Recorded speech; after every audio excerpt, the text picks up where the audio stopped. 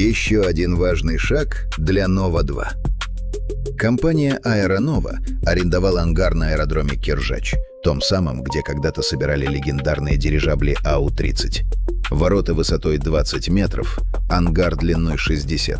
Здесь начнется сборка и подготовка к полету дирижабля «Нова-2» объемом 2000 кубометров.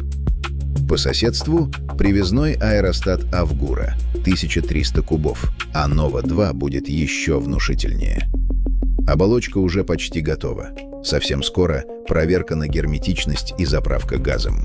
Мы все ближе к моменту, которого все ждут — первому подъему «Нова-2» в небо.